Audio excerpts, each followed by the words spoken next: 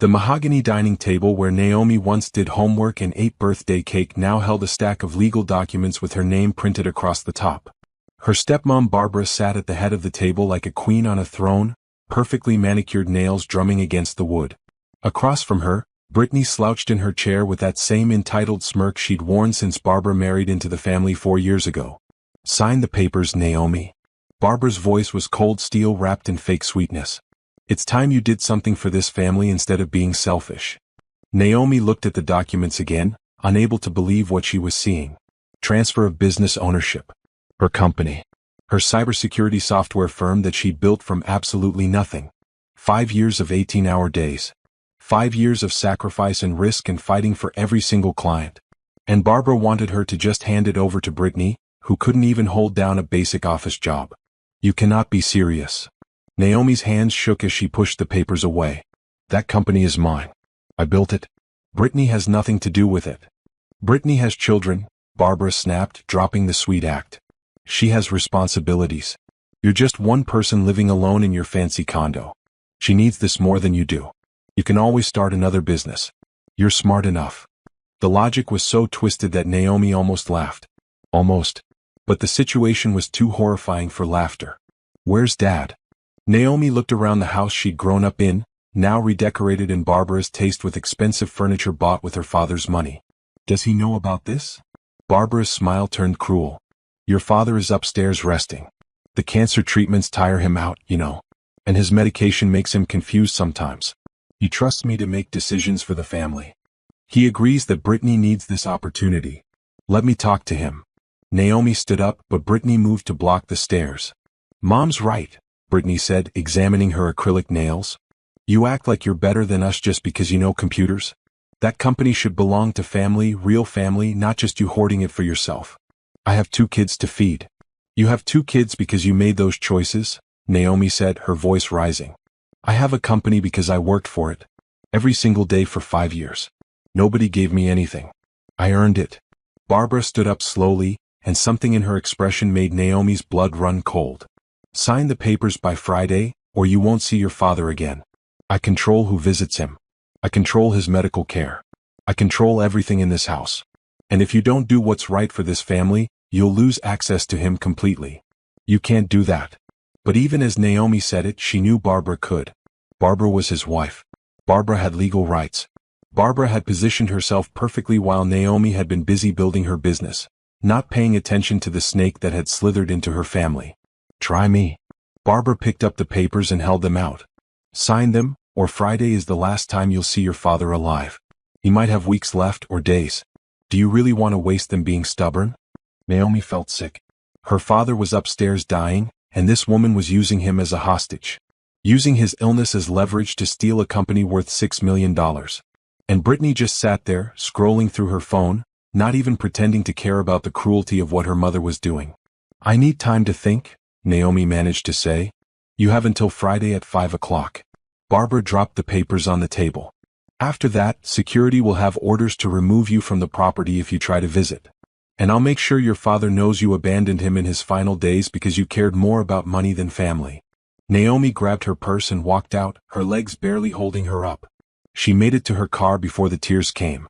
Hot, angry tears that blurred her vision as she sat in the driveway of her childhood home, now transformed into enemy territory. Her phone buzzed. A text from Barbara. "Remember, Friday at 5 p.m. Don't make me turn your dying father against you." Naomi drove away, her mind racing. She'd built something real. Something valuable. Something that mattered. And now these people wanted to take it away using the cruelest method possible. They were holding her father hostage. They were twisting family love into a weapon. As she pulled onto the highway, one thought crystallized in her mind with perfect clarity: she would not sign those papers. She would not hand over her company. And she would make absolutely sure that Barbara and Brittany paid for every single thing they were trying to do. But first she needed to see her father. She needed to know how bad his condition really was, and whether he truly knew what Barbara was demanding. Because something felt wrong about this whole situation. Her father had supported her business from day one. He'd celebrated every milestone. He'd been proud of her success. She needed answers. And she needed them before Friday. 5 years ago, Naomi had been living in a cramped studio apartment with water stains on the ceiling and neighbors who fought at 3 in the morning. Her job as a cybersecurity analyst at a corporate firm paid well enough, but every day felt like wearing a mask. She'd smile through meetings while her ideas got credited to her manager. She'd work overtime fixing problems and watch less qualified people get promoted above her. Her father had driven up one weekend to take her to dinner. Just the two of them at a quiet restaurant where they could actually talk. Her mother had died when Naomi was 15, and since then, it had always been just her and Dad. He'd raised her alone, working long hours at his medical practice but never missing her school events or important moments. "You look tired, honey," he'd said over pasta. "That job wearing you down?" "I'm thinking about quitting." The words had tumbled out before she'd fully decided. "I want to start my own company. Cybersecurity software for small businesses. They're vulnerable and they don't even know it. I could build something that actually helps people and run it the right way." Most parents would have panicked, would have talked about stability and benefits and playing it safe. Her father had just smiled that calm smile of his and said, "Then do it. You're brilliant, Naomi. You can build anything you set your mind to."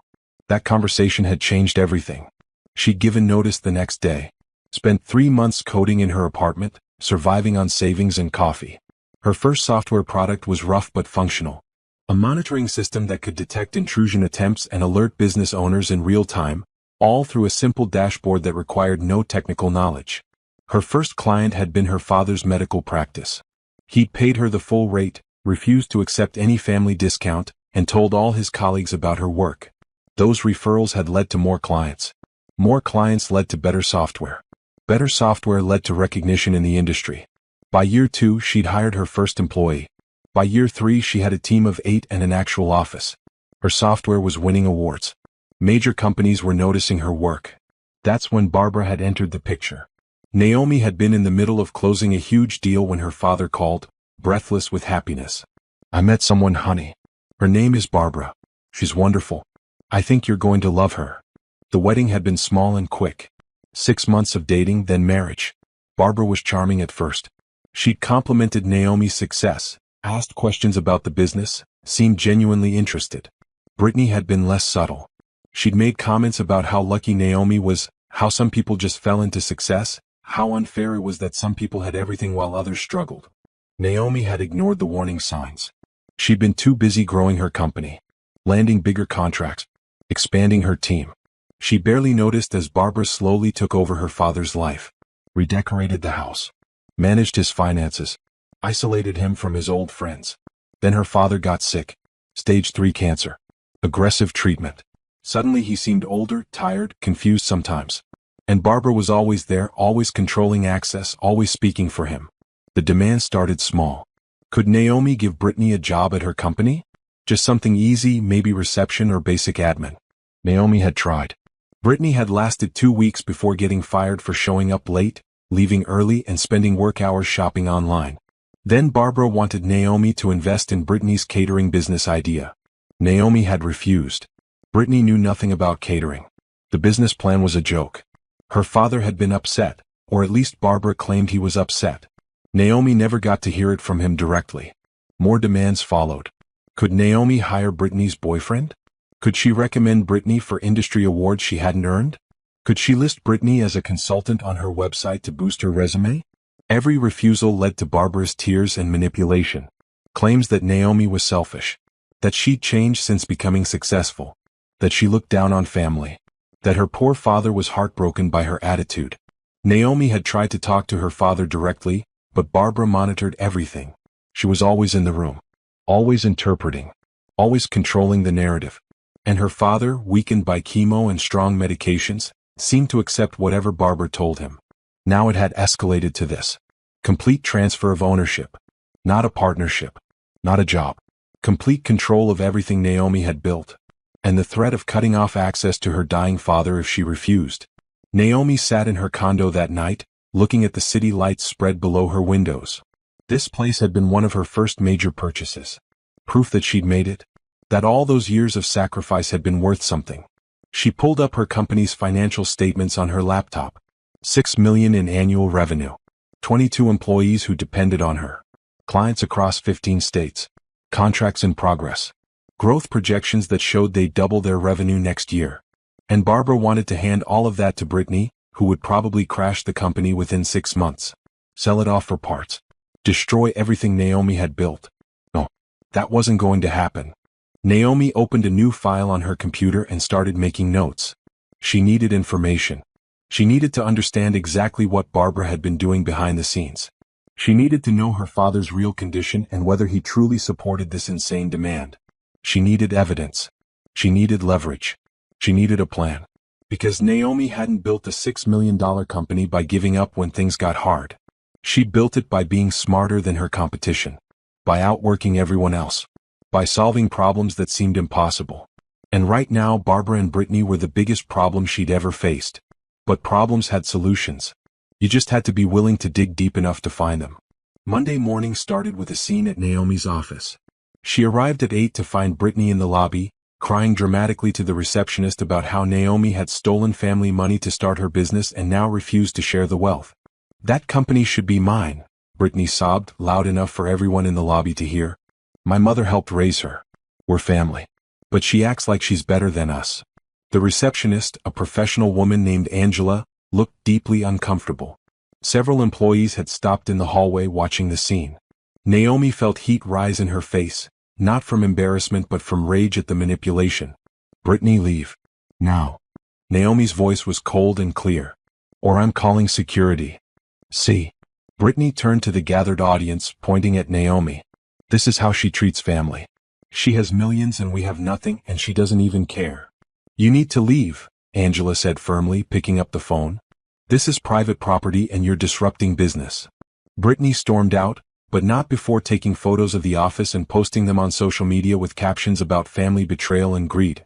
Within an hour, Naomi's phone was flooded with calls from relatives she hadn't heard from in years, all asking if it was true that she was refusing to help her struggling stepsister. The letter from Barbara's lawyer arrived that afternoon. Legal letterhead, threatening language about family obligations and moral duty. It had no actual legal standing, but it was clearly meant to intimidate. To make Naomi think she might lose a court case if she didn't comply. Naomi called her own lawyer, a sharp woman named Patricia who specialized in business law. This letter is garbage, Patricia said after reviewing it. They have no legal claim to your company. But they're trying to pressure you through other means. Tell me everything. Naomi laid out the whole situation. The demands, the threats, the way Barbara controlled access to her father. Patricia listened carefully, taking notes. This sounds like elder abuse, Patricia said slowly. Financial exploitation of a vulnerable adult. Has your father always been the type to support these demands? Never. He was proud of my business. He encouraged me to take risks. This doesn't sound like him at all. Then we need to verify his actual mental state and find out what Barbara has really been telling him. In the meantime, I'm going to draft a response to this letter making it clear that any further harassment will result in legal action. And you should start documenting everything. Every interaction, every demand, every threat. That night, Naomi tried calling her father directly. Barbara answered his phone. He's sleeping, Barbara said coldly. And he doesn't want to talk to you anyway. He's very disappointed in your selfishness. Put him on the phone, Barbara. I want to hear that from him. You had your chance. Friday at 5. Sign the papers or lose your father. Those are your choices. The line went dead. Naomi couldn't sleep. She kept thinking about her father, wondering what Barbara was telling him. Wondering if he was even lucid enough to understand what was happening. The cancer medications could cause confusion. Barbara could be manipulating him in ways he wasn't strong enough to fight. Wednesday brought another crisis.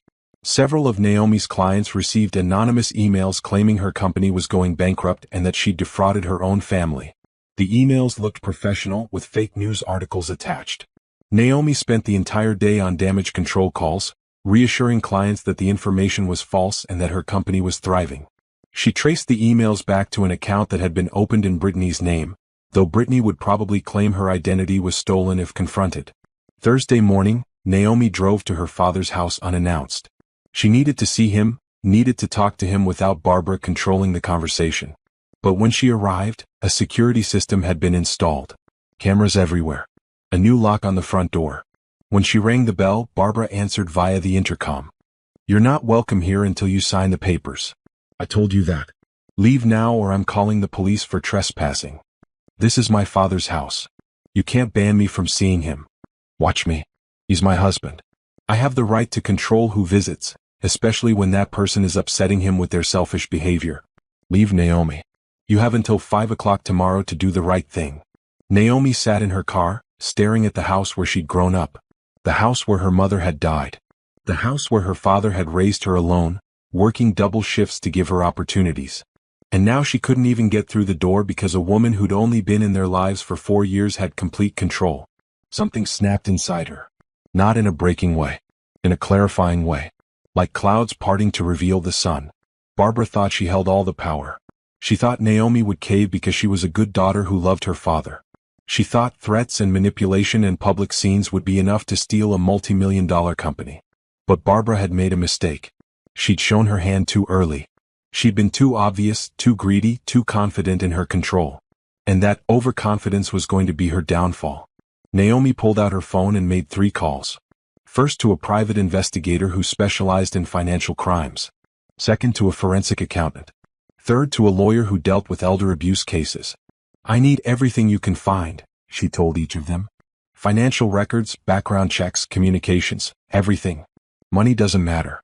Time matters. I need this information before Friday. If Barbara wanted to play games, Naomi would play. But she'd play to win. And she'd play by rules Barbara didn't even know existed. The private investigator's name was Jerome, and he looked nothing like the detectives on TV. He was a quiet man in his 50s who dressed like an accountant and had the patient demeanor of someone who'd seen every type of human betrayal possible. Start with the basics, he told Naomi at their Thursday evening meeting. When did Barbara come into your father's life? What do you actually know about her background? What changed after she arrived? Naomi had realized with shame that she knew almost nothing. She'd been so focused on her business, so trusting that her father's happiness was genuine, that she'd never thought to question Barbara's story. Barbara claimed she'd been a widow. Claimed she'd worked in hospital administration. Claimed she'd met Naomi's father at a medical conference. I'll have preliminary information by tomorrow afternoon, Jerome had said. But I need access to your father's financial accounts if possible. Can you get that? Naomi had called her father's longtime accountant, Walter, who'd handled his medical practice finances for 20 years.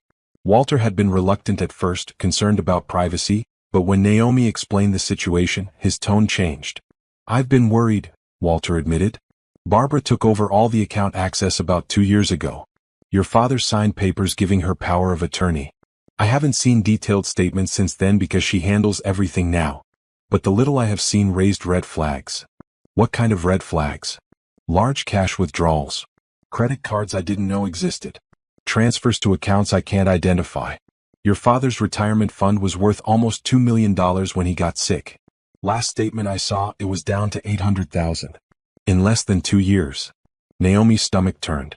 Can you get me copies of everything you have? I'll have them delivered tonight. The financial documents arrived at 10 p.m. Naomi spread them across her dining table, laptop open, notepad ready. What she found made her physically sick. Credit cards in her father's name that he probably didn't even know about. Balances totaling over $300,000. Charges at luxury retailers, spas, designer stores. Jewelry purchases for over $50,000. A car lease for a Range Rover that Brittany drove. Private school tuition for Brittany's kids, $30,000 per year each. Transfers to accounts in Barbara's name only. Withdrawals marked as medical expenses that seemed impossibly high. The sale of investments at bad times, suggesting Barbara didn't understand what she was managing or didn't care because it wasn't her money being lost. Naomi worked through the night, building a spreadsheet. Every transaction. Every withdrawal. Every suspicious charge. By morning she had a clear picture of theft. Systematic, calculated theft that had drained her father's accounts by over $1.2 million in less than 2 years. Friday morning brought Jerome's report. It was worse than she'd imagined. Barbara's real name was Barbara Jenkins. Previously Barbara Morrison, previously Barbara Collins. 3 marriages. All to wealthy older men. All ending in divorce settlements after she'd systematically drained marital assets. One ex-husband had tried to press charges but couldn't prove intent. Another had died under suspicious circumstances, though nothing was ever proven. Brittany wasn't Barbara's daughter. She was Barbara's niece, raised by Barbara after her own parents went to prison for fraud. Brittany had a record herself. Bad checks. Credit card fraud. Identity theft. All charges either dropped or pleaded down to misdemeanors. Your father was targeted, Jerome said in his calm voice. Barbara likely found him through medical directories. Wealthy doctor, widowed, daughter successful in tech. She saw opportunity and moved in. Everything that's happened since has been planned. The forensic accountant's report came at noon. It confirmed everything Naomi suspected and added new horrors. False medical bills submitted to insurance. Forged signatures on loan documents. A line of credit opened against her father's house. Tax returns that didn't match actual income, suggesting unreported earnings from somewhere. This is elder abuse, the accountant said. Clear financial exploitation. Criminal charges are absolutely appropriate here. And you need to act fast because if your father dies while she has power of attorney, she could drain everything before you even get access to estate documents. Naomi sat in her office at 2 in the afternoon, looking at the evidence spread before her. Bank statements. Investigation reports. Proof of Barbara's pattern of marrying and stealing. Proof of Brittany's criminal history. Recordings of the threats against her access to her father. At 3 o'clock her elder law attorney, Donald, finished reviewing everything. We file for emergency guardianship immediately, he said. Today. We demonstrate that your father is being financially exploited and that his current power of attorney holder has a conflict of interest and a pattern of financial crimes. We'll get a temporary restraining order preventing any further asset transfers. And we file a police report for elder abuse. Will it work? It's Friday. She wants those papers signed by 5. It'll work. I have a judge who handles these cases. She's seen this pattern before. I can get an emergency hearing this afternoon. But you need to be prepared for a fight.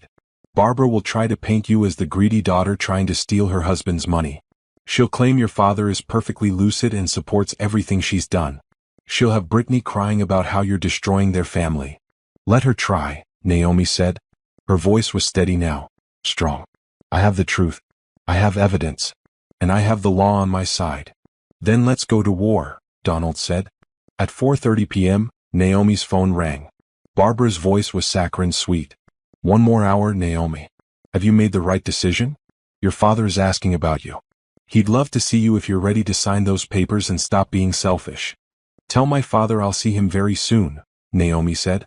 And tell him the truth about what you've been doing. Because it's all about to come out. What are you talking about? You'll find out. Check your mail, Barbara. You're getting served. Naomi hung up and smiled for the first time in days. It wasn't a happy smile. It was the smile of someone who'd stopped defending and started attacking. Someone who'd been pushed too far and was now pushing back with everything she had. At 5:15 p.m., a process server delivered documents to Barbara's door. Emergency guardianship petition. Restraining order against financial transfers. Police report for elder abuse. Notice of investigation. At 5:30 p.m., police arrived at the house with a court order allowing them to check on her father's welfare. And at 6 p.m., Naomi's phone rang. Her father's voice, weak but clear. Honey? What's happening? There are police here. Barbara is crying. I don't understand what's going on. Dad, Naomi said, tears finally coming. I'm coming to get you. Everything's going to be okay now. I promise. The emergency hearing happened Saturday morning in a small courtroom with just the judge, lawyers, and key witnesses. Barbara wore a demure dress and pearls, playing the role of concerned wife. Brittany sat behind her, tissue in hand, ready to perform grief. Naomi sat across from them with her legal team, 3 neat folders of evidence on the table. Judge Martinez was a woman in her 60s with sharp eyes that missed nothing. She'd heard these cases before. She knew the patterns. Counselor, she said to Donald, make your case. Donald presented the evidence methodically. Bank statements showing the systematic draining of accounts. Credit card charges that benefited only Barbara and Brittany. The sale of investments. The forged signatures. The background check revealing Barbara's pattern of marrying wealthy men and leaving them broke. Your Honor, Mr. Thompson is currently undergoing aggressive cancer treatment. He's on medications that affect cognitive function. During this vulnerable time, his wife has systematically stolen over $1.2 million from his accounts. She's opened credit lines without his knowledge. She's positioned herself to inherit everything while leaving nothing for his only biological child. Barbara's lawyer, a young man who looked uncomfortable, tried to object. Mrs. Thompson has been managing household finances with her husband's full knowledge and consent. These are normal marital expenses. Normal. Donald held up a credit card statement. $60,000 at jewelry stores? $30,000 for handbags? A Range Rover lease for her daughter? While Mr. Thompson's retirement accounts have been depleted by over half. Judge Martinez studied the documents. Mrs. Thompson, did your husband authorize these purchases? Barbara dabbed at her eyes. We discussed everything. He wanted me and Brittany to be comfortable. He wanted to provide for his family. Naomi is trying to come between us because she's jealous. She's always resented me for marrying her father. Then you won't mind if we ask Mr. Thompson directly. Judge Martinez picked up her phone. Bring him in. Naomi's father was wheeled into the courtroom by a court-appointed advocate. He looked frail and confused, but his eyes found Naomi immediately and something cleared in them. Recognition. Relief. Mr. Thompson, Judge Martinez said gently, I need to ask you some questions. Do you understand where you are? Court, he said, his voice weak. Something about money? Yes. Your wife Barbara has been managing your finances. Did you authorize her to spend $60,000 on jewelry in the past year? His face showed genuine confusion. $60,000? For what? That's too much money. We don't need jewelry. What about a Range Rover for Brittany? That's costing you $1,800 per month in lease payments. Brittany? He looked at Barbara. Why would we buy Brittany a car? She has a car. Barbara's face went pale. Honey, you agreed. Remember? We talked about helping Brittany because she's struggling. I don't remember that. His voice was getting stronger as if waking from a fog. I don't remember any of this. Where's my retirement money? Where's the fund for Naomi's future? The judge held up more documents. Mr. Thompson, these credit cards are in your name. Did you open them? I only have 2 credit cards. The ones I've had for 20 years. You actually have 7 credit cards. Most opened in the last 2 years. They have a combined balance of $340,000.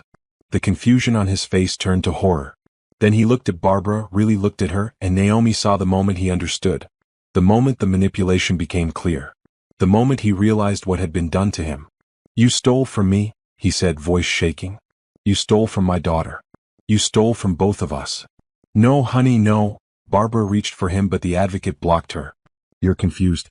The medication makes you confused. Tell them I'm a good wife. Tell them I take care of you. You poisoned me against my own daughter, he continued, each word getting stronger. You told me she was selfish. You told me she refused to help family. But it was you. It was all you. You wanted her company. You wanted everything. Judge Martinez gavelled the table. I've heard enough. Emergency guardianship is granted to Naomi Thompson, effective immediately. All power of attorney previously held by Barbara Thompson is revoked. A temporary restraining order is placed on all of Mr. Thompson's financial accounts. No withdrawals or transfers without court approval. Mrs. Thompson, you are ordered to provide a complete accounting of all marital finances within 30 days. This is insane. Barbara stood up, her mask completely dropped now. That company should be Brittany's. Naomi doesn't need it. She has everything already. We deserve something too. What you deserve, Judge Martinez said coldly, is an investigation by the district attorney's office. Elder abuse is a serious crime. I'm referring this case to the prosecutor. Court is adjourned. Barbara stormed out, Brittany running after her. Her lawyer quietly gathered his papers, avoiding eye contact with everyone. Naomi knelt beside her father's wheelchair. Dad, I'm so sorry. I should have paid more attention. I should have protected you. You were building your life, he said, reaching for her hand. His grip was weak but real. I'm the one who let her in. I'm the one who was fooled. But you're here now. That's what matters.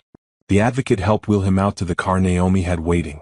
As they drove away from the courthouse, her father spoke again. She asked me to tell you to give Brittany the company. Said it was only fair. Said you owed us because family comes first. I was so sick, so tired. The medication made everything foggy. But I never agreed to force you. Never. I told her no. I told her your company was yours. And she just kept pushing, kept saying I was confused, kept saying you'd agreed to think about it. She was lying about everything. I know that now. God, Naomi, I'm sorry. I brought that woman into our lives and she almost destroyed everything. Almost, Naomi said. But she didn't. We stopped her. They drove to Naomi's condo instead of the house. Her father needed rest, needed safety, needed space away from Barbara's influence. Naomi made up the guest room and helped him settle in. For the first time in weeks, he slept without someone controlling his medication, his food, his access to the world. And Naomi sat in her living room, looking at the folders of evidence that had saved both of them. Evidence of lies. Evidence of theft. Evidence of a predator who targeted a grieving widower and his successful daughter. But it wasn't over. Barbara wouldn't go quietly. Criminals never did.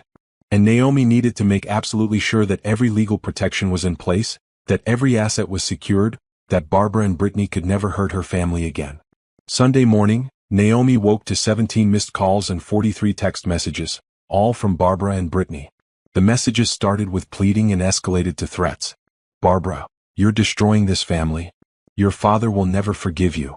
Brittany, my kids are asking why their grandpa was taken away. How do I explain that their aunt is a monster? Barbara, I'll go to the media. Everyone will know what kind of person you really are. Brittany, Mom's crying. She hasn't stopped crying. You did this. Barbara, I'm contacting every client your company has. I'm telling them what you did. Your business will be destroyed. Naomi screenshot every message and forwarded them to Donald. Evidence of harassment. Evidence that would matter if this went to trial. Her father slept until noon, the longest he'd slept in months according to him.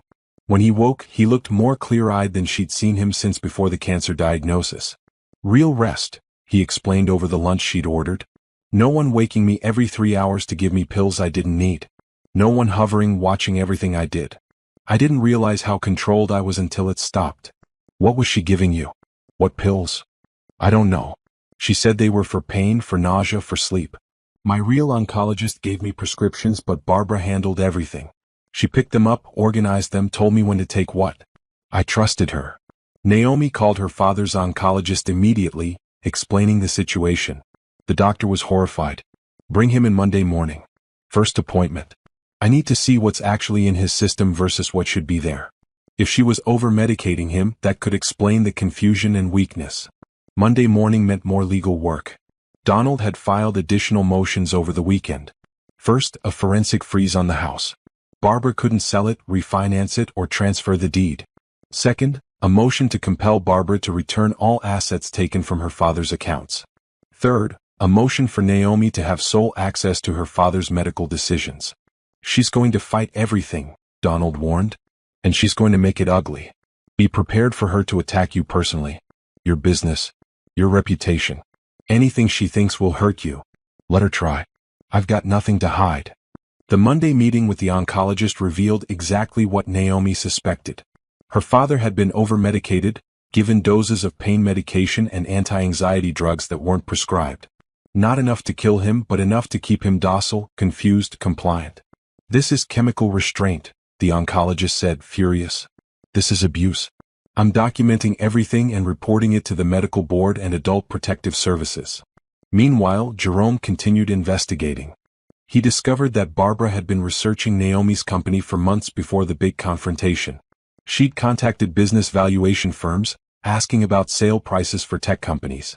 She'd been in touch with investment brokers, asking how quickly assets could be liquidated. She was planning to force the transfer, then immediately sell your company, Jerome explained. She already had buyers lined up. She would have walked away with millions while destroying everything you built. Brittany probably didn't even know the plan. Barbara was using her as a front. The evidence kept mounting. Bank records showing Barbara had created a separate account where she'd been funneling money. Plans for her and Brittany to move to another state once they'd cashed out. Travel websites visited, showing searches for properties in Florida, a state with strong asset protection laws. She was going to disappear, Naomi said. Take the money and vanish. Exactly. Which is why we need to move fast on the criminal charges. If she gets spooked, she might run anyway. Patricia, Naomi's business lawyer, was simultaneously fortifying the company's legal structure. New incorporation papers. Updated shareholder agreements. Legal protections that made it impossible for anyone to force a sale or transfer without multiple levels of approval. Your company is now bulletproof, Patricia said. Even if Barbara somehow got a court order, which she won't, the structure prevents any forced transfer. Your employees are protected. Your clients are protected. Your assets are protected. Wednesday brought the district attorney's interest. A prosecutor named Richard Chen called Naomi directly. I've reviewed the evidence your attorney provided. This is textbook elder abuse. financial exploitation, fraud, possibly identity theft for the credit cards. I want to prosecute, but I need you and your father to cooperate fully. Trials are hard. Defense attorneys will attack you both. They'll claim your father was competent and consenting. They'll claim you're a greedy daughter trying to cut out your stepmother. Can you handle that? Yes, Naomi and her father said in unison. Then we proceed. I'm filing charges this week. Arrest warrants for Barbara. Probably for Brittany too, though she might flip on her mother to save herself. These cases can take a year or more. Are you prepared for that? We'll do whatever it takes, Naomi said. That night, Naomi updated her company's leadership team. She'd been vague about the family emergency, but now they deserved to know the truth. She explained the situation in a closed-door meeting with her senior staff. This is why I've been distracted lately. This is why security has been upgraded. Someone tried to steal this company using threats and manipulation. But we're protected now. We're safe. And we're going to come through this stronger. Her team rallied around her. Several offered to testify if needed. Her head of security, a former police officer named Grant, offered to help coordinate with law enforcement. You built something real here, Grant said. We're not letting anyone destroy it. We've got your back. Friday morning, 1 week after Barbara's ultimatum, police arrested her at the house. The charges were extensive. Elder abuse, financial fraud, identity theft, forgery, grand theft. The bail was set at $500,000. Brittany was arrested at her apartment on related charges. Smaller charges but enough to hurt. She started talking immediately, confirming that everything had been her mother's plan, that she'd just gone along with it. Naomi didn't feel triumph. She felt exhausted relief, like someone who'd been holding their breath underwater and finally surfaced. It wasn't over. The legal battles would continue. But the immediate threat was gone. Her father was safe. Her company was safe. And Barbara's mask had been completely ripped away, revealing the criminal underneath. The arraignment happened on a cold Tuesday morning 2 weeks after the arrests. Barbara showed up in designer clothes, hair perfect, makeup flawless, playing the role of persecuted wife to the very end. Brittany looked scared, clutching a public defender's arm, mascara smudged from crying. The prosecutor laid out the charges in detail. The courtroom was packed with media, drawn by the scandalous story of a stepmother trying to steal a tech company through elder abuse. Naomi sat in the front row next to her father, who'd insisted on attending despite his weakness. The state will prove that Barbara Thompson, previously Barbara Jenkins, previously Barbara Morrison, systematically targeted and married a wealthy widower for the purpose of financial exploitation. That she used his cancer diagnosis and subsequent cognitive impairment from medication to steal over $1.2 million. That she isolated him from his daughter while simultaneously plotting to force said daughter to transfer a multi-million-dollar business to her accomplice daughter as the final stage of her criminal enterprise. Barbara's lawyer, a slick defense attorney she'd somehow managed to hire despite frozen assets, tried to paint a different picture. Mrs. Thompson is a devoted wife who managed household finances with her husband's knowledge and consent. Any confusion about expenses is the result of his illness and medication, not criminal activity. The credit cards were used for family needs. The jewelry was gifts. This is a vindictive stepdaughter trying to cut her father's wife out of the family wealth. But the evidence was overwhelming. Bank statements projected on screens. Recordings of Barbara's threats played in open court. Jerome's investigation showing her pattern of targeting wealthy men. Medical records proving the over-medication. The bail was kept at $500,000. Barbara remained in custody, unable to post bond. Brittany's bail was set at $50,000, and she somehow made it, probably borrowing from friends or relatives. Outside the courthouse, reporters swarmed. Naomi had prepared a statement with her legal team. My father is a good man who worked his entire life to provide for his family. He trusted the wrong person, and that person exploited his illness for financial gain. We're grateful to the justice system for protecting vulnerable adults from predators like Barbara Thompson. And we're grateful to have each other safe. Questions shouted from every direction. Naomi ignored them, helping her father to the car. That afternoon, Brittany's lawyer called Donald. My client wants to cooperate. She'll testify against her mother in exchange for reduced charges. The proffer session happened in the prosecutor's office. Brittany, looking nothing like the smug woman who'd blocked Naomi from seeing her father, sat across from them and spilled everything. Mom said it was easy money. She found your dad through medical directories, researched his finances, made sure she seemed perfect. She made me pretend to be her daughter instead of her niece because she thought it seemed more sympathetic. Everything was planned. The business demand? The prosecutor asked. That was the big score. Mom said if we could get Naomi to sign over the company, we'd sell it immediately and split the money. Mom had buyers lined up. We were supposed to get at least $4 million after the sale. Then we'd move to Florida where you can't touch retirement accounts or homestead property even if someone sues you. And your role? I was supposed to be the sympathy card. Single mom, struggling, needs help. Make Naomi look heartless for refusing. Mom said rich people always cave to public pressure. But Naomi didn't care about looking bad. She cared about the truth. Brittany's information gave them everything they needed for trial. Bank accounts where Barbara had hidden stolen money. Communications with potential buyers for Naomi's company. Plans for disappearing. Proof that every single move had been calculated and deliberate. Why did you go along with this? Naomi asked, unable to help herself. You saw what she was doing. You could have walked away. She raised me, Brittany said, not looking up. After my parents went to prison, she took me in. She taught me how to survive. How to take what you need because nobody gives you anything. I thought that's just how the world worked. But now I have kids and I don't want them learning that. I don't want them thinking this is okay. It wasn't forgiveness Naomi felt. It was just sad acknowledgement that some people were taught the wrong lessons and passed them on until someone finally broke the cycle. 3 weeks later, Barbara took a plea deal. Faced with Brittany's testimony and overwhelming evidence, even her expensive lawyer knew they'd lose at trial. She pleaded guilty to elder abuse, fraud, and theft. The sentence was 8 years in prison, full restitution of stolen funds, and a permanent restraining order from Naomi and her father. At the sentencing hearing, the judge had harsh words. You targeted a vulnerable man during the hardest time of his life. You isolated him from his daughter. You drugged him into compliance. You stole his money and tried to steal his daughter's livelihood. This was calculated, cruel, and predatory. 8 years is generous considering the damage you've caused. Barbara said nothing. Didn't apologize. Didn't show remorse. Just stared straight ahead as they led her away in handcuffs. Brittany got 18 months probation, community service, and mandatory counseling. Her kids were temporarily placed with their father while she sorted out her life. She'd have to rebuild from zero, which seemed appropriate for someone who'd tried to steal someone else's everything. Naomi and her father walked out of the courthouse together.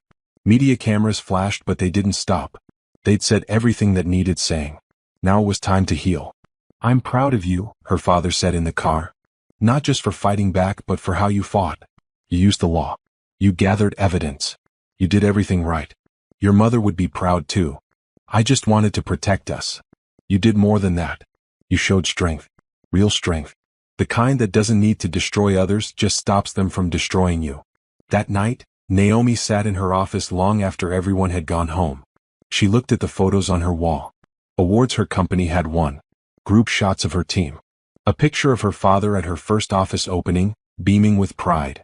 Barbara had tried to take all of this. Had come so close to succeeding. But she'd underestimated one crucial thing. Naomi hadn't built success through luck or gifts or shortcuts. She'd built it through intelligence, strategy, and refusing to give up when things got hard. And those same qualities had saved her when the fight wasn't about business. When it was about family. When it was about protecting someone she loved from a predator. The best revenge, Naomi thought, wasn't destruction.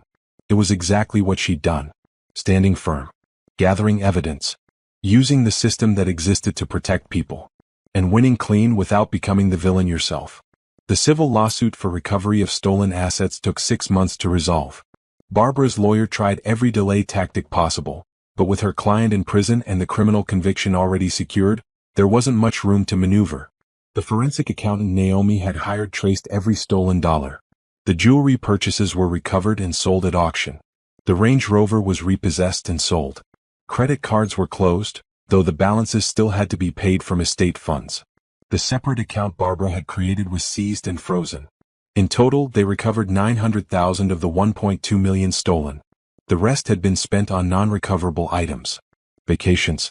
Designer clothes already worn and worthless. Cash withdrawals that went who knows where. It's a significant recovery, Donald explained at a meeting in his office. Many victims get back nothing. Barbara's criminal conviction made the civil case simple. Her assets, what little she has, are being liquidated to pay restitution. She'll be paying the remainder through prison wages and garnished income for the rest of her life. Naomi's father looked older but healthier. His cancer treatment was progressing well with proper medication management. He'd gained back weight. His mind was sharp again, clear of the chemical fog Barbara had kept him in. "I want to rebuild the retirement account," he said. "Not for me, for Naomi. That money was supposed to be her inheritance someday. Barbara stole her future too. Dad, focus on your health. We'll worry about money later. I'm worried about it now. I have good disability insurance from the medical practice. The house is paid off. I don't need much. Let me do this." They established a structured plan. The recovered funds went into a protected trust with Naomi as trustee. Her father couldn't access it without her approval, protection against any future predators. The trust would fund his care for life, then anything remaining would go to Naomi. "Smart," the estate lawyer said. "This prevents anyone from ever exploiting him again. And it protects your inheritance from creditors or legal issues." The house was a different matter. Barbara's name was on the deed as a spouse. Removing it required legal action even after the divorce that her father filed immediately after her arrest. "I don't want to live there anyway," her father said. "Too many bad memories. Everything in that house reminds me of my own stupidity. Sell it. Let someone else make it a happy home again." They listed the house in August. It sold in 3 weeks to a young family with kids. The equity split gave her father enough to buy a smaller condo near Naomi's place and still have funds left over. "Fresh start," he said, signing the closing papers. "Should have done this years ago." Meanwhile, Naomi's business thrived. The publicity from the case had been a double-edged sword. Some potential clients worried about drama, but many more were impressed by how she'd handled the crisis, how she'd protected her company, how she'd used legal means to fight back instead of caving to threats. "You showed you can handle pressure," one major client told her. "When someone tried to destroy you, you didn't panic. You built a legal defense and won. That's the kind of leadership we want to work with." By fall, her company revenue had increased by 30%. She landed 2 government contracts worth a combined $15 million over 3 years. Her team expanded to 35 employees. She opened a second office in a neighboring city. The success felt different now. Sweeter maybe, or just more real. She'd fought to protect what she'd built, and in doing so, proved to herself that it was worth protecting.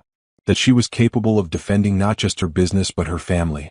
That she could face down criminals and win. Her father attended the company's annual celebration dinner that December.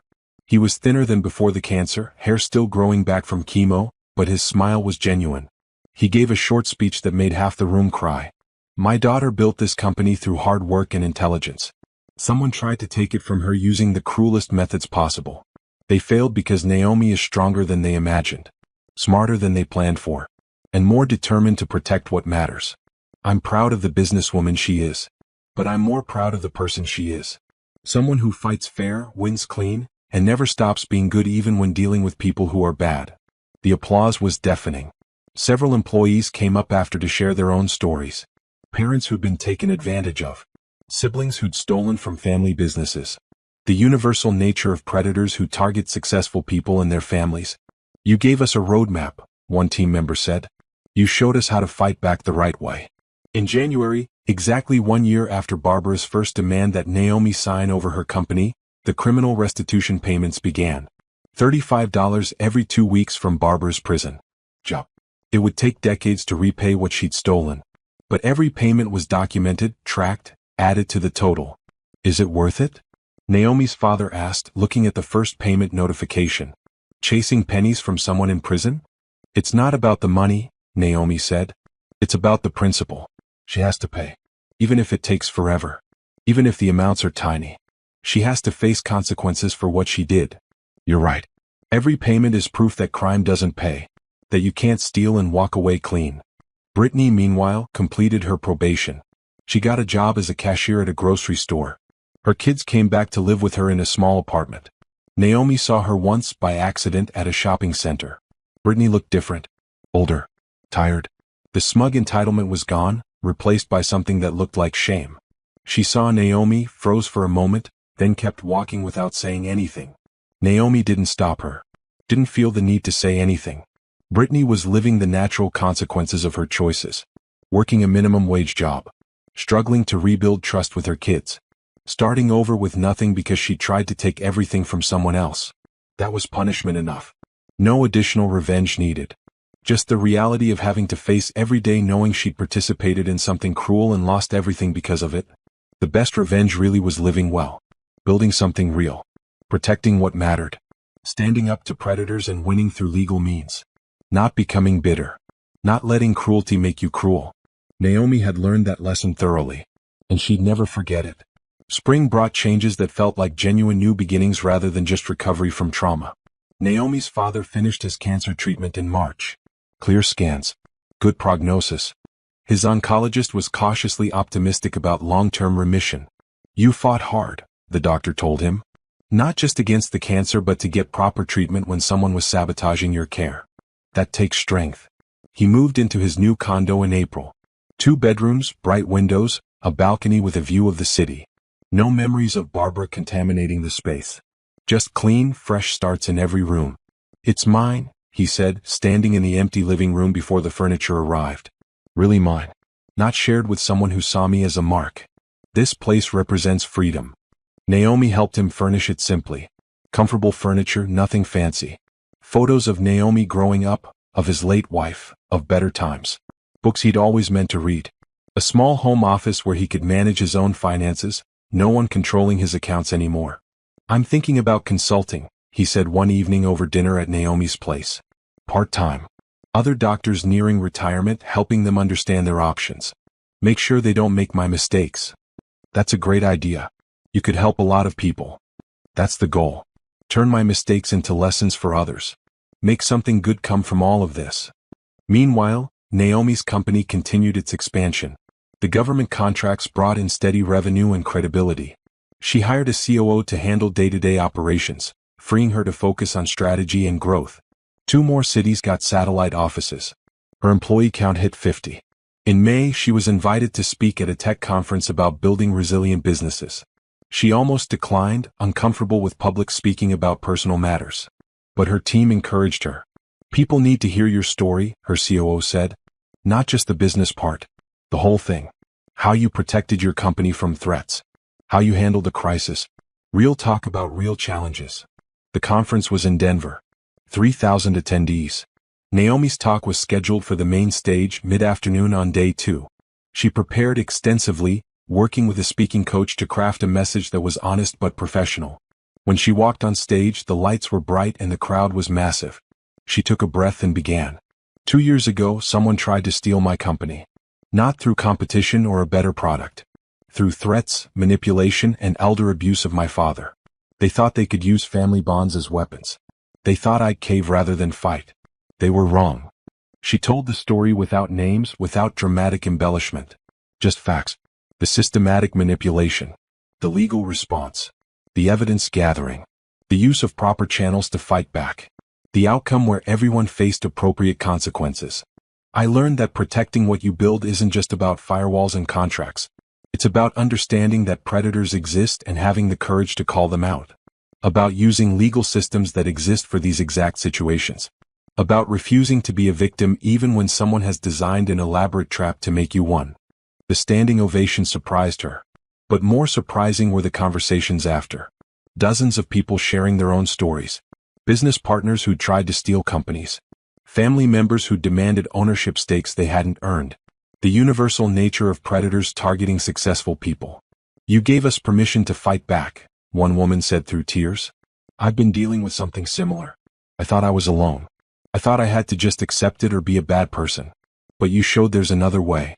That night, Naomi couldn't sleep. Not from stress but from realization. Her story mattered. Not just to her but to others facing similar situations. She'd thought it was personal drama. But it was actually a common pattern, and people needed roadmaps for fighting back ethically and legally. She started writing. First just journal entries about what she'd learned. Then something more structured. A guide for business owners facing family pressure or manipulation. How to recognize warning signs. How to gather evidence. How to use legal protections. How to win without becoming the villain. By June she had 40,000 words. By August, a complete manuscript. She sent it to a literary agent who specialized in business books. The agent loved it. This is exactly what entrepreneurs need. Real talk about real threats. Practical advice without being preachy. You're not selling a system or pushing a philosophy. You're just sharing what worked when you faced an impossible situation. The book deal came through in September. Publication scheduled for the following spring. Advance interviews were already being scheduled. Major business publications wanted excerpts. You're going to be known for more than just your company, her agent said. You're becoming a voice for ethical resilience, for protecting what you build without compromising who you are. Meanwhile, something else was developing. Trevor was an old friend from her college days. They'd kept in loose touch, occasional messages on birthdays or holidays. He ran a tech consulting firm that complemented her cybersecurity work. In July, he'd reached out about a potential partnership on a government project. Your security software with my implementation services, he proposed. We could bid together, offer clients a complete solution. They'd met for coffee to discuss details. Then met again to draft a partnership agreement. Then again just to talk, realizing they enjoyed each other's company beyond business. Trevor was smart, funny, direct. He treated her as an equal partner, not a potential conquest or someone to impress.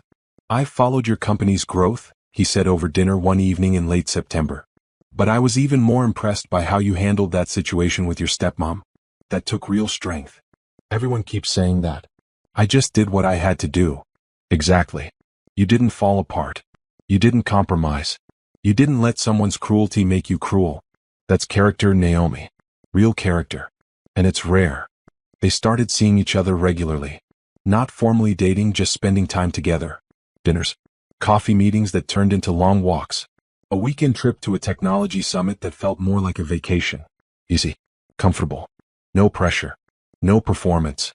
Just two people who genuinely enjoyed each other. Her father noticed. "You're smiling more," he said one Sunday when they met for brunch. "Something good happening?" "Maybe. Too early to say. But yeah, something good. Don't rush it. But don't be afraid of it either. You deserve happiness, honey. You've earned it." By October, Naomi realized she was happy. Genuinely happy. Not just recovered from trauma but actually thriving. Her business was growing. Her father was healthy. Her book was coming out. And Trevor was becoming someone important in her life without any of the drama or manipulation she'd learned to be cautious about. "This is what winning actually looks like," she told her father one evening. "Not destroying your enemies. Just building something better than they ever tried to take. Living better than they wanted you to. Being happier than they planned for. That's exactly what your mother would have wanted for you," he said. "Not revenge. Not bitterness. Just a good life despite people who tried to ruin it. The best revenge," Naomi thought again. Living well. Living genuinely well, with real happiness earned through real work and real relationships. Barbara was in prison. Brittany was struggling with consequences. But Naomi was thriving, growing, building, and finally allowing herself to enjoy the life she'd fought so hard to protect. The book released in March to surprising success. It hit business bestseller lists immediately. Major outlets ran features. Naomi did a circuit of podcast interviews, speaking engagements, and television appearances. The message resonated. You can protect yourself from predators without becoming one yourself. Ethical resilience, one reviewer wrote. Naomi Thompson shows that strength isn't about aggression.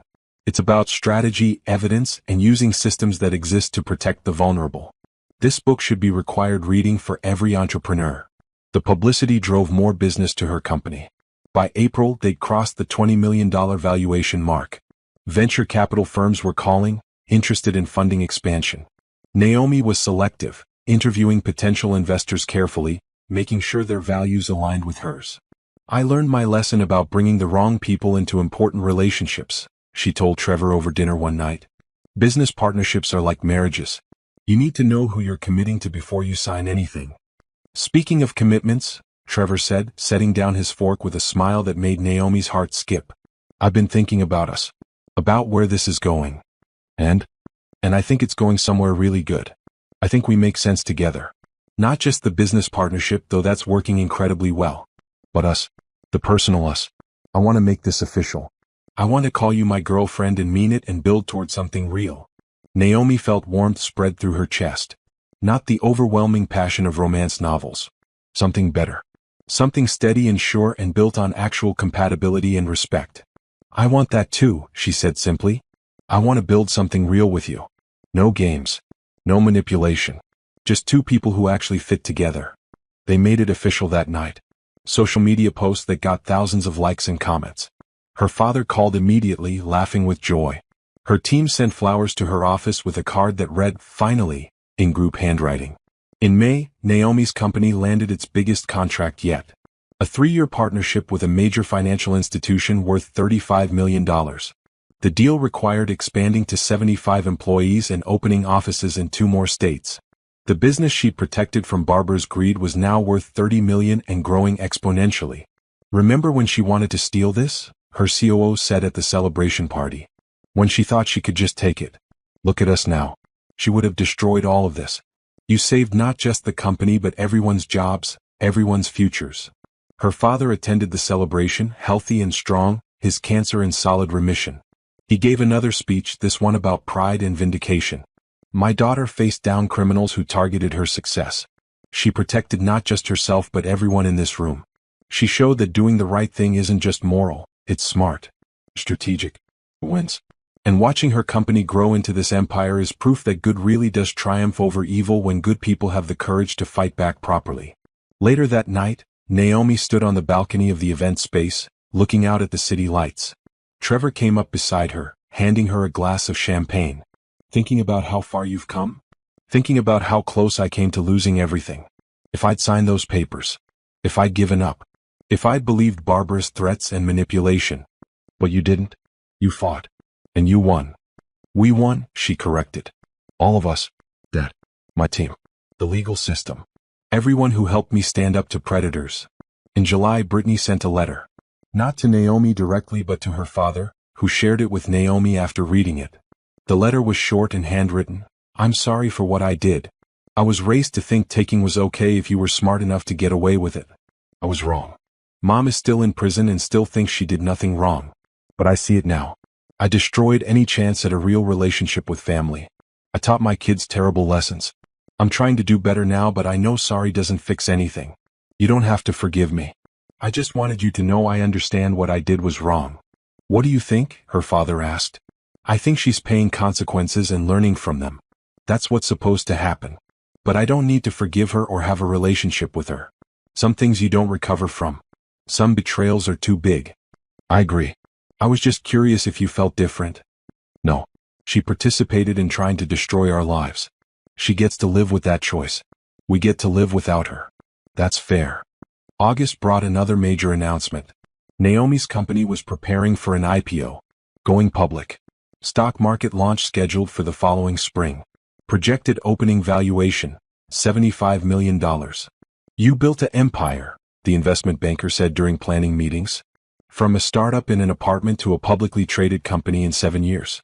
That's extraordinary. And the backstory of fighting off a hostile takeover attempt by family members makes you compelling to investors. It proves you can handle any challenge."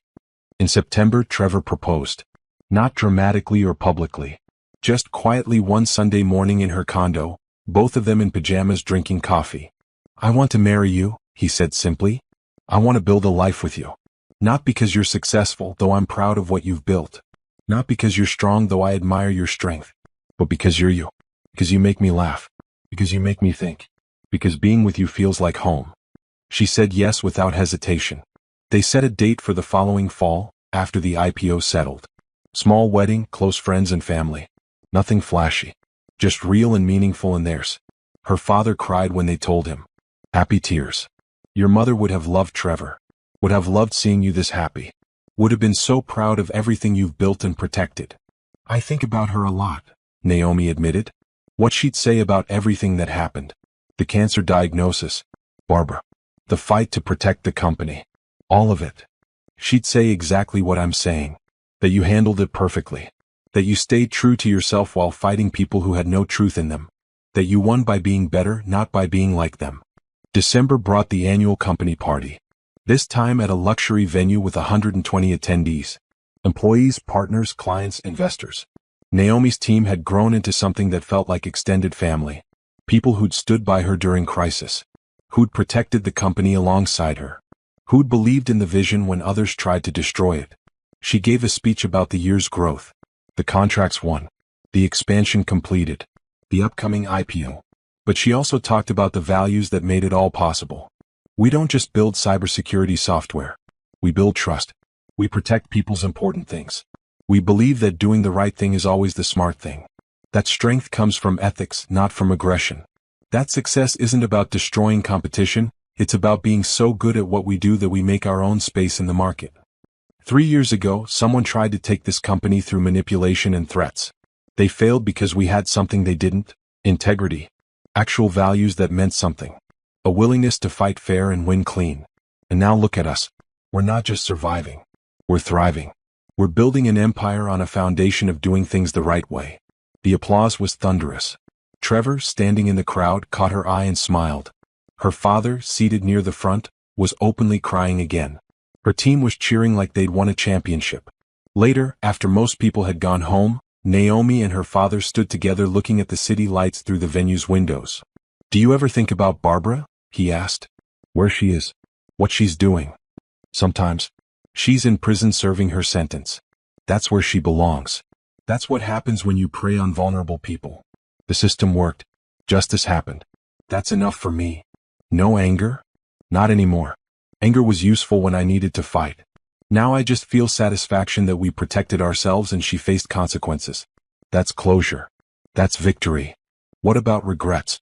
Things you wish you'd done differently?" Naomi thought about it carefully. The long nights of research. The stress of gathering evidence. The fear of losing her father. The horror of watching Barbara's mask slip away to reveal the predator underneath. "No regrets," she said finally. "I fought the right way. I won cleanly. I protected everyone I loved and everything I'd built. I didn't become a villain to fight villains. That matters more than any other outcome." "That's my girl," her father said, putting his arm around her shoulders.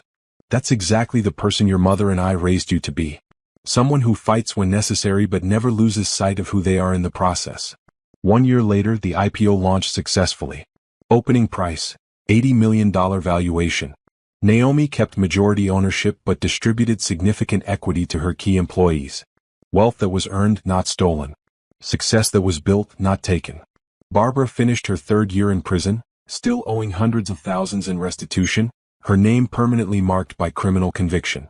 Brittany worked her retail job, raising her kids, trying to rebuild a life from the ashes of her mother's greed. And Naomi stood in the New York Stock Exchange on opening day, Trevor beside her, her father next to her, watching her company's ticker symbol appear on the screens. Not just a business success but a complete victory over people who tried to destroy her. The best revenge wasn't destruction. It was exactly this: building something so successful that the people who tried to steal it could only watch from outside, knowing they'd lost their chance at being part of something real by choosing to be predators instead of partners. Living well. Loving well. Building well. Protecting what mattered. Standing up to evil without becoming evil. Winning completely by refusing to compromise who you were even when facing people with no values at all. That was victory. That was closure. That was justice. And Naomi had earned every bit of it.